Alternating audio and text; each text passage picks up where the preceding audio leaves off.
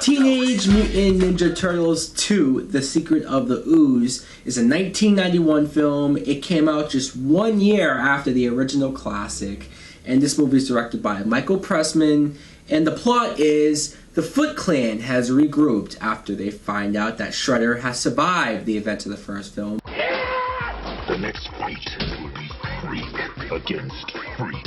They obviously want revenge to the Turtles. They find a scientist that works at TGRI, and he has the last of the ooze that created the Turtles. Well, you're the last one, aren't you? So when the Turtles find out that Shredder wants to use this ooze to create a bunch of mutated creatures, they have to stop him. Now, what I think of the sequel is that it's not a bad movie. I don't hate it or anything. I just don't think it's as good as the original. Look! That's the canister that had the ooze! That transformed us all. First off, Judith Hogg was replaced as April O'Neil by Paige Turco, and that kind of sucks. I don't know why the actress didn't come back. I don't know if maybe she wanted more money and the studio was like, fuck you, we can replace you like that. Finding a new place to live yet? Well, you know, in this market, it's actually very difficult to find good subterranean housing. But at least they didn't write the character out of the film. I don't know why. I tried to look it up and I couldn't find anything or a reason to why Casey Jones is not in this movie. Why? Why did they take out Casey Jones? I liked him in the first film. I liked the actor who played him. The end of the first film, you see Casey Jones and April get together as a couple, so it's weird that less than a year later, when the sequel comes out, not only are they obviously not together, or Casey Jones isn't there, they don't even mention him at all. You'd think even an idiot could find a place down here. But no! But you see that the Turtles have been living with April for a while, and she even wants them to find a new place. And when they do find a new place in the sewers, it's a decent type of home. I mean, I'm saying if I was one of them, or if I was homeless, I would so want to live in the sewers like that. Wow! And I thought all the really good dungeons were in Europe. And I should probably mention the Turtles themselves, because I didn't mention this in the review for the first film. The rubber suits for the Turtles. I personally like the rubber suits. I feel like it looks a lot better than you could even today with CGI Turtles. I have no interest in seeing them CGI. And it's impressive to see the people who are in the suits still be able to move around as well as they can and the fighting that they do. I'm really impressed, and there is some good humor with them, like when they're fighting. Like the one scene where they do a huddle. And speaking of the humor, there's this one scene that just, I don't know, it just made me laugh over and over again. I can't even really explain to you why. When Michelangelo makes this joke that Splinter doesn't like, so he puts him on punishment, almost timeout.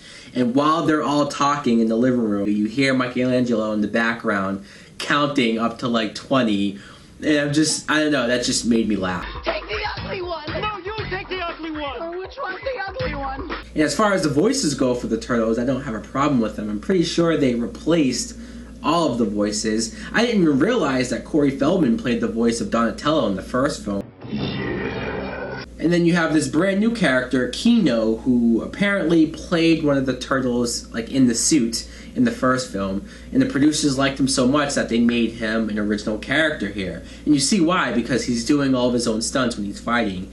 And I didn't necessarily have a problem with the character or even the actor who played him, but I just feel like if he or this character, the addition of this character, took away from Casey Jones being in this movie, then I don't like him. Now, if some people are wondering why don't you like this as much as the first, it's because not like the first film didn't have goofy moments. It had plenty of goofy moments, but I just felt like overall that movie was a little bit more serious. And this film just seems to be all about joking around. Shredder, it's cool that they had Shredder back. He's the best villain, obviously, for the Turtles.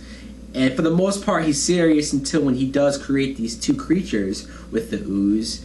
They start calling him Mama, and that's when he just becomes really goofy.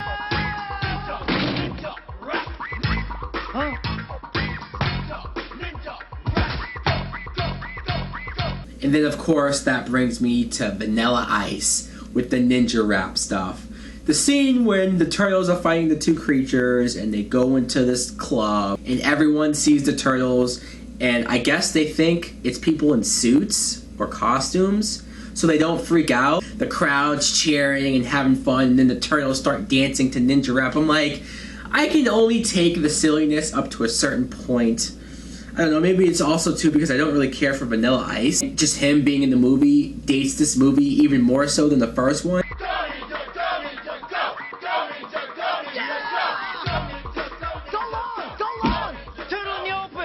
And then the ending, it was pretty cool to see Shredder turn into Super Shredder because he's fucking huge. Apparently, the Super Shredder was played by Kevin Nash, which is awesome.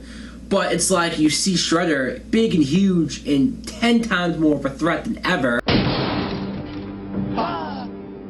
But like when he just knocks all of the wood stuff over and the whole thing falls on him and he practically kills himself, I'm like, really? So the turtles once again don't even do anything to Shredder. Second movie in a row where now this time Shredder kills himself. Surf's up, dude. Ninja, ninja, rap, ninja, ninja, rap, ninja, rock and roll. It's not like I hate this film. I don't think it's a horrible film. I do think there's cool stuff in here, and there's funny stuff in here, and I still like the turtles themselves as they are, so none of that's an issue. There's just some stuff that I think is either too goofy, too silly, or just a little bit too much for me to try to take this film seriously. I know, take it seriously. I know that sounds stupid, and I know when it comes to bad Ninja Turtle movies, there is a lot worse than this. So guys, let me know in the comments below what you think of The Secret of the Ooze.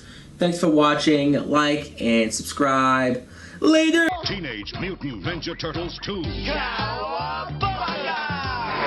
The Secret of the Ooze. Don't forget, we're turtles!